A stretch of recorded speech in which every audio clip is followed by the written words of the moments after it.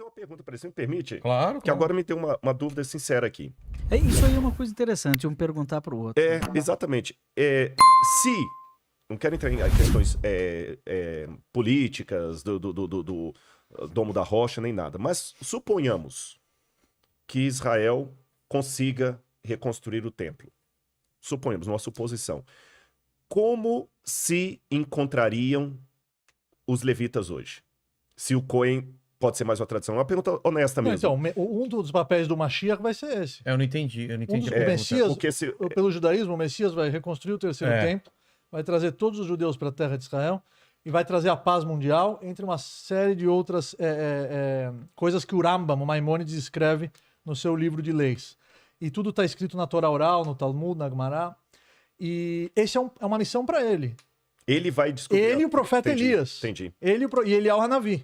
Que vai, a vinda do profeta Elial vai anteceder a vinda do Mashiach. Você entendeu a minha pergunta para ele? O que ele... Eu não entendi do Levi, da tribo de Levi. Porque é o seguinte, lembra que eu falei da tribo de Judá que sobrou, né? Só dando aquele complemento dele.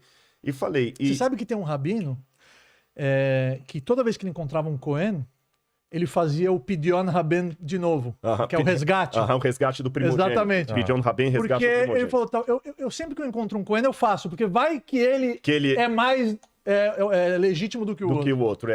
Pidyon Haben é quando nasce um dos o primogênito, aí você tem que de parto normal. A Deus, né? De parto normal. Jesus teve o Pidyon Haben, que o evangelho fala que Jesus foi levado por Maria e José até o templo, né? O resgate da criança. Esqueci o nome do rabino, ele sempre que encontrava, ele pedia para fazer de novo. Aí o que acontece?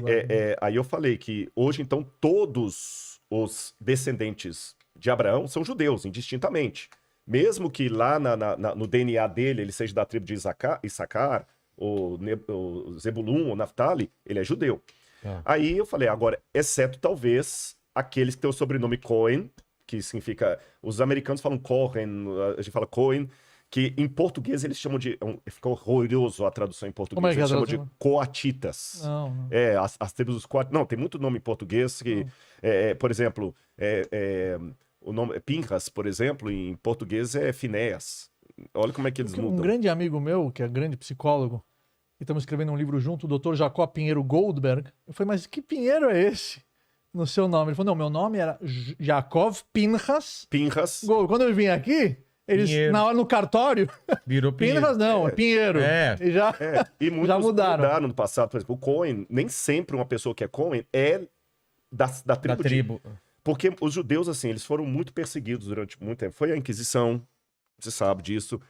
Também, para não pensar que eu estou detonando a Igreja Católica aqui, Lutero também era um antissemita.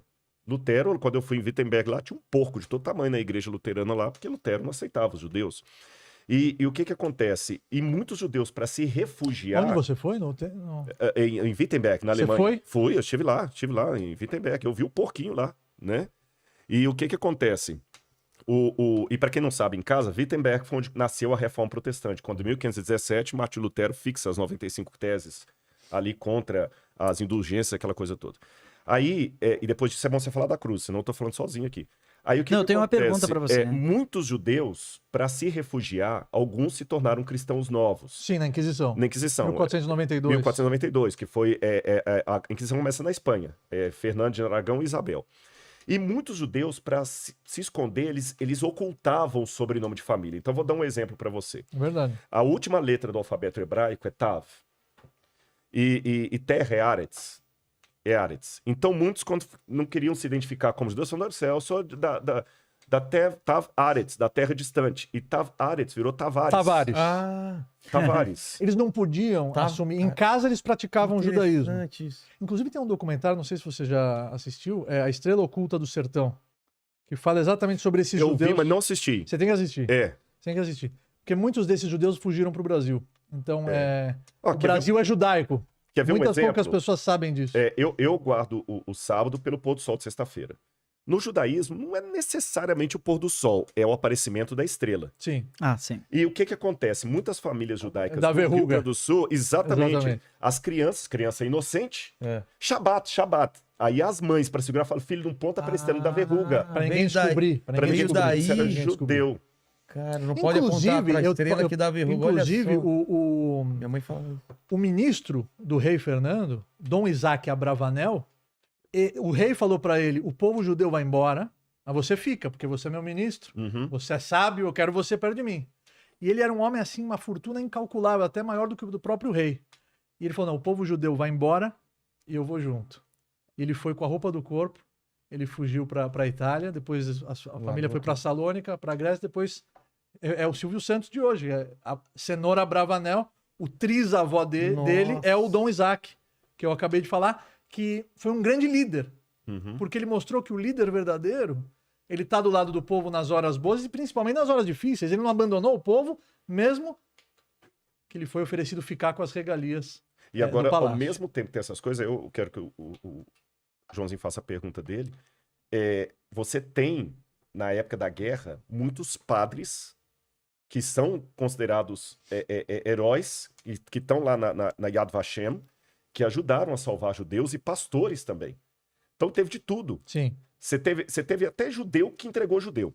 Você teve judeu que entregou judeu. E teve judeu que se tornou herói. Você teve padre que se tornaram heróis. Você teve pastor. O Colégio Adventista do Salève, que fica lá na França, ele tem um subterrâneo lá, onde o pessoal escondia judeu para de madrugada passar para a Suíça. O meu avô foi escondido por uma família de não-judeus, esconderam ele no estábulo. E essa família estava arriscando a própria vida. Claro, porque se fossem pegos, iam ser mortos. Então, meu avô materno, na Romênia, ele foi fugindo de um lugar para uma família, escondeu ele no estábulo.